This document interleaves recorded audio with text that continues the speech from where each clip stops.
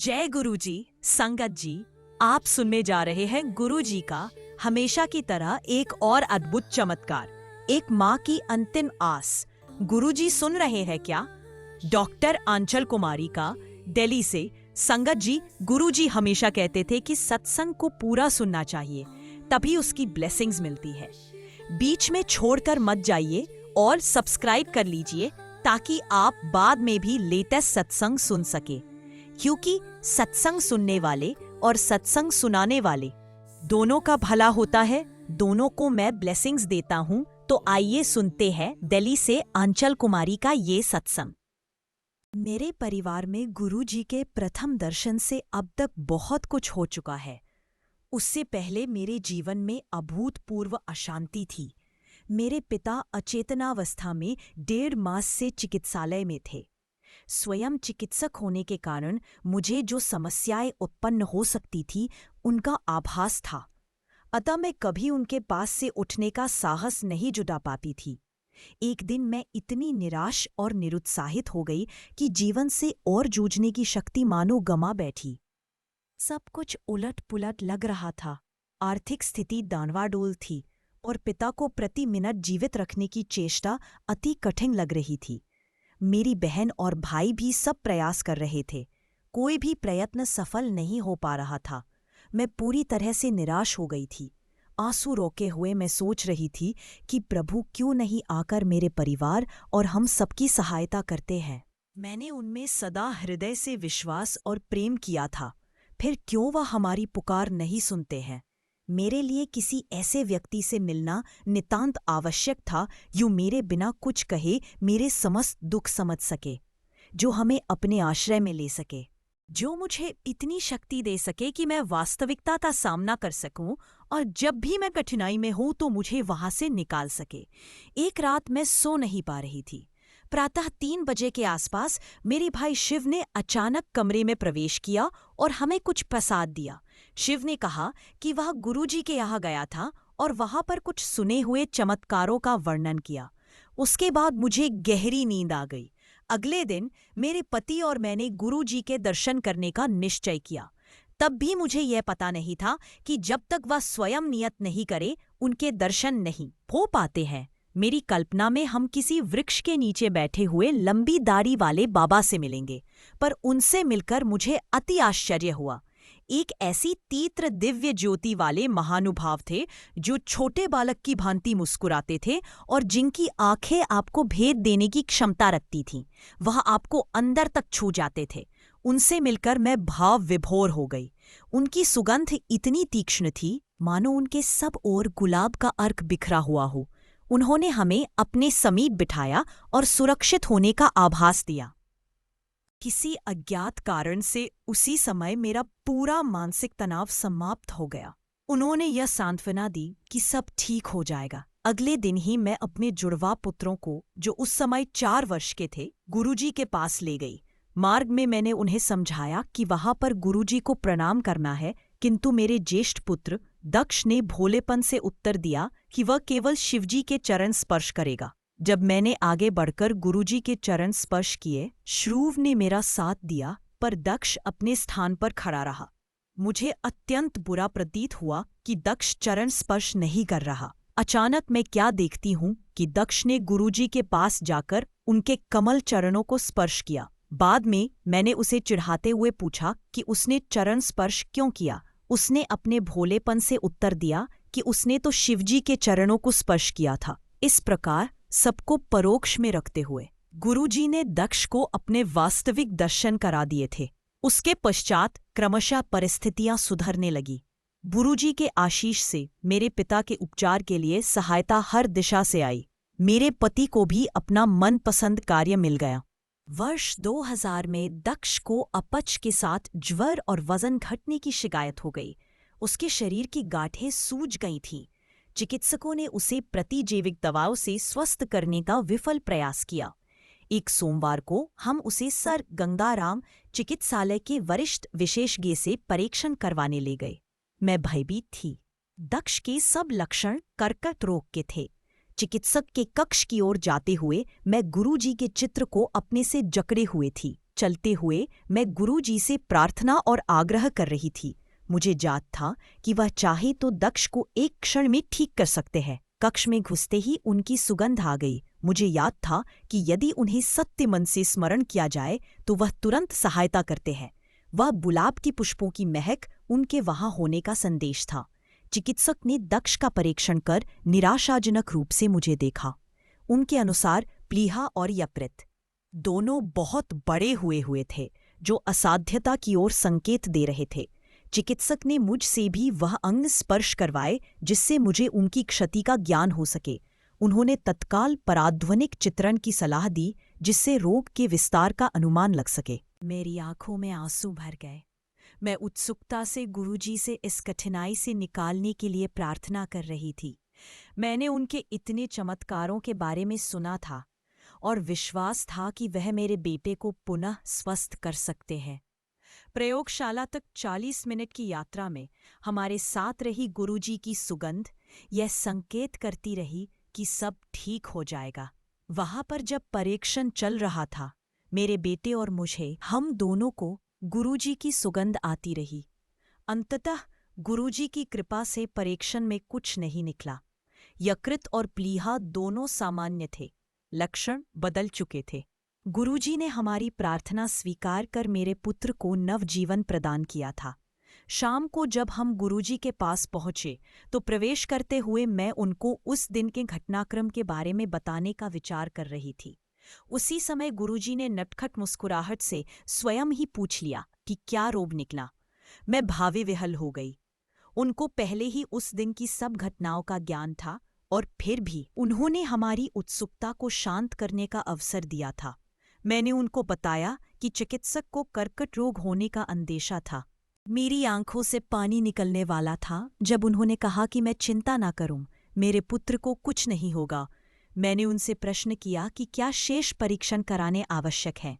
उन्होंने उत्तर दिया कि चूंकि मैं स्वयं चिकित्सक हूं, मेरी चिंता परीक्षण करवाए बिना शांत नहीं होगी। यदि चाहूं तो शेष परीक्षण करवा सकती हूं। मेरे तार्किक मन के किसी कोने में छिपी हुई जिज्ञासा को शांत करने के लिए मैंने सब परीक्षण करवाए। सब सामान्य आए। अंत में गांठ की बायोप्सी हुई, जो अब जुड़नी आरंभ हो गई थी। जो गांठ निकाली गई थी उसमें बदलाव दृष्टिगोचर था। मैं दुविधा में थी, यह कैसे संभव था? गुरुजी ने तो कहा था कि सब कुछ ठीक हो जाएगा, फिर ऐसा क्यों हो रहा है? सब प्रकार के विचार मेरे मन में आ रहे थे। मैं हताश थी। उसी दिन मुझे संगत में सप्ताह में एक बार ही आने को कहा गया। मैं असमंजस में थी कि गुरुजी ने ऐसा क्यों किया।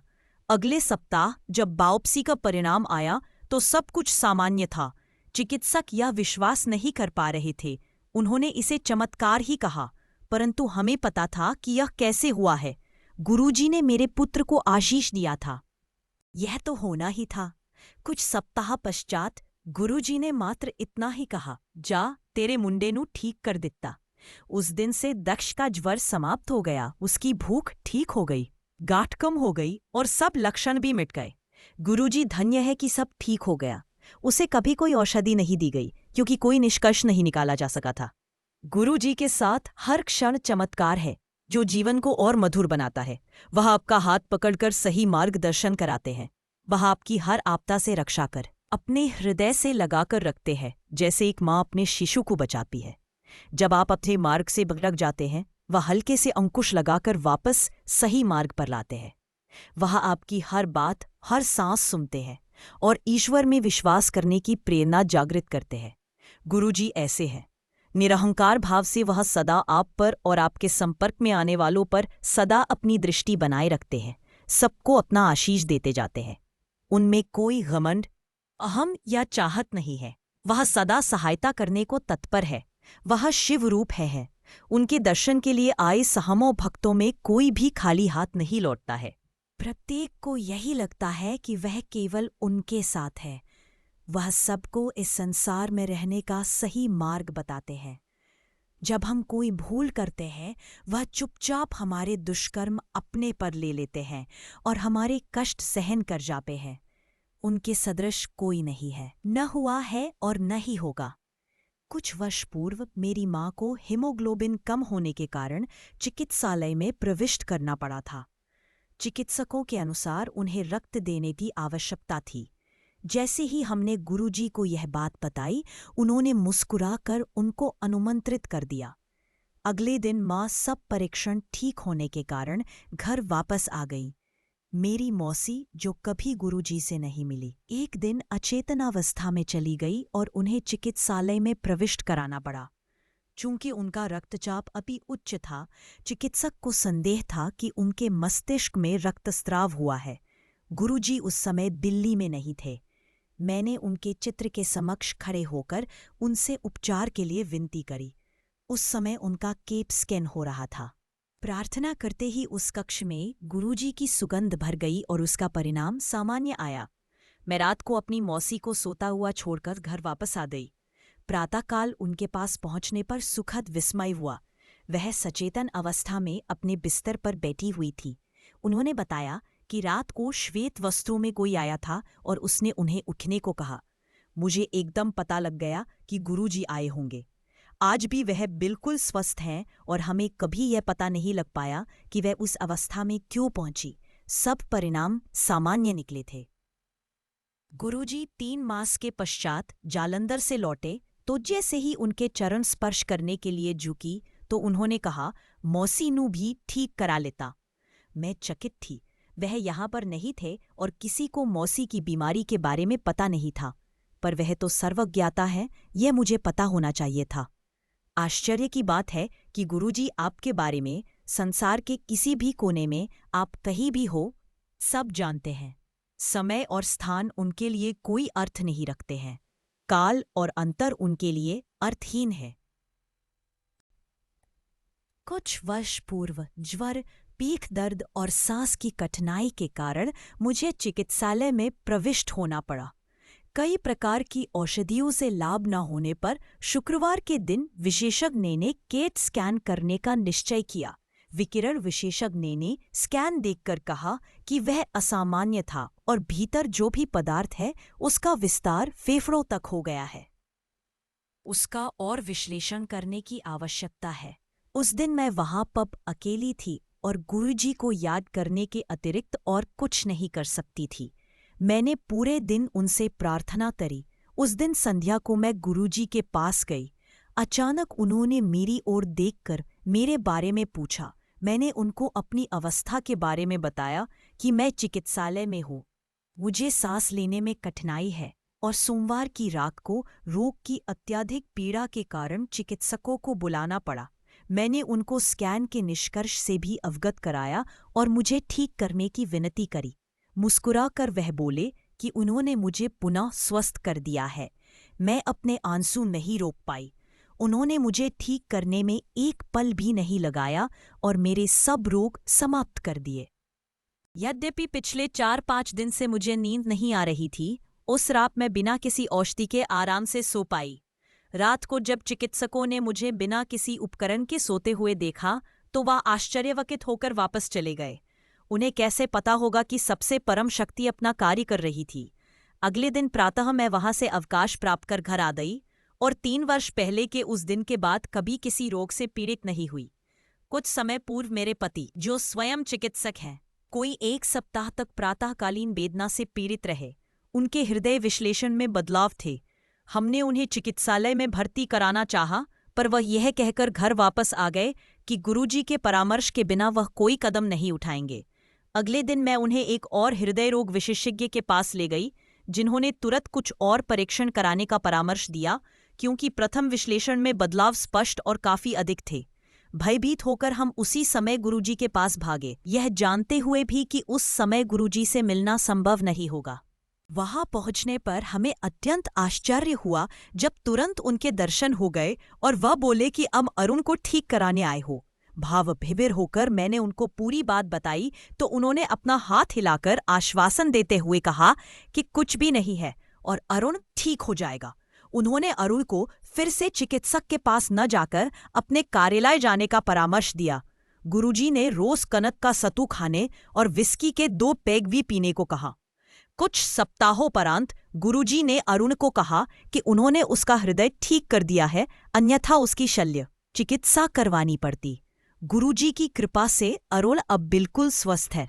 संगत का यह सुखी परिवार देने के लिए हम गुरुजी के अति कृतज्ञ हैं। प्रार्थना है कि वह सदा अपनी दृष्टि हमारे ऊपर बनाए रखें। गुरुजी की दया मेरी बहन पर भी रही है। एक बार उसकी बीमारी के समय रोग विश्लेषण में गांठ की कुछ जटिल समस्या का निष्कर्ष निकला। हमारी व्यथा सुनकर गुरुजी ने उसको आशीष देते हुए कहा कि उसे कुछ नहीं हुआ है और सब ठीक हो जाएगा। अगले दिन प्रातः प्रयोगशाला से संदेश आया कि नमूने में कुछ गलती हो गई। मेरी बहन तो बिल्कुल ठीक है। ऐसा भी नहीं है कि मात्र मेरे परिवार को गुरुजी का प्रेम मिला है। मेरे पड़ोस में रहने वाले श्री सेठी को गंभीर रूप से अग्नाशय कोप हो गया था और उनके ठीक होने के आसार बहुत कम थे। गुरुजी ने उनको भी आशीर्वाद दिया और कुछ ही दिनों में वह गंभीर रोग से मुक्ति पाकर वापस घर आ गए और अब अपने कार्य पर भी जा रहे हैं। एक बार माना सिंह नाम का एक व्यक्ति अपने भाई का चित्र लेकर गुरुजी के पास आया और यद्यपि किसी ने गुरुजी को उसके बारे में बताया नहीं था, गुरुजी उसे पहचान गए। उसका भाई गंभीर रूप से मस्तिष्क ज्वर से पीड़ित था। वह श्वास यंत्रों पर पप था और उसका डायलिसिस भी होता रहा था। गुरुजी ने उसको भी अपना आशीर्वाद दिया और उसके भाई को देखने चिकित्सालय भी गए।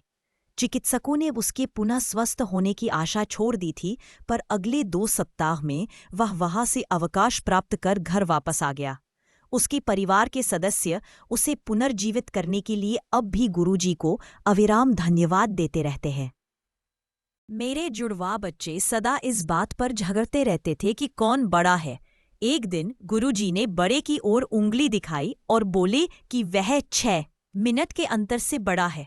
मैं यह सुनकर आश्चर्यचकित थी, क्योंकि जन्म के समय कुछ जटिलता के कारण चिकित्सक छोटे वाले का समय नहीं देख पाए थे। मैं सोच रही थी कि उनको इसका ज्ञान कैसे था। तभी उन्होंने मेरी ओर मुड़कर कहा कि उन्होंने ही इनके लिए मुझे आशीर्वाद दिया था और इसी कारण उन्हें यह पता है। यह बात तब की है जब मैं उनसे मिली भी नहीं थी। मैं उन्हें गुरुजी से जानती भी नहीं थी। उनका अपने जीवन में कभी आभास भी नहीं हुआ था। प्रत्यक्ष रूप से वह मुझे कालांतर से जानते थे और अपनी दृष्टि हम पर बनाए हुए थे। अचंभे की बात नहीं है कि गुरु के पास हर दिन चमत्कार होता है। सदा से अपना प्रेम न्यौछावर करते रहने के लिए हम गुरुजी के अति आभारी हैं। डॉक्टर आंचल कुमारी, दिल्ली। जय गुरुजी। शुक्राना गुरुजी। संगत जी, अगर आप अपना सत्संग साझा करना चाहते हैं तो कृपया सिर्फ साफ आवाज में रिकॉर्ड किया गया वॉइस नोट ही भेजें। हमारा व्हाट्सएप नंबर डिस्क्रिप्शन में दिया गया है। आप वहां पर अपना सत्संग रिकॉर्ड करके भेज सकते हैं। कृपया अपना नाम और राज्य जरूर बताएं। भाषा साफ, संयमित और श्रद्धा से भरी होनी चाहिए। रिकॉर्डिंग के समय पीछे कोई शोर न हो। सत्संग छोटा और स्पष्ट रखें ताकि सभी तक आसानी से पहुंच सके। आपकी दी गई जानकारी पूरी तरह गोपनीय रखी जाएगी। शुक्राना करें, हम आपके सत्संग को जरूर पोस्ट करेंगे। गुरुजी कहा करते थे, जो सत्संग सुनाता है या सुनता है, मैं दोनों को ही ब्लेस करता हूँ। तो सत्संग सुनाइए और चैनल को सब्सक्राइब कर लीजिए ताकि आप गुरुजी के चमत्कारिक सत्संग सुनकर ब्लेसिंग्स पाते रहें। शुक्राना मेरे मालिक। जय गुरुजी।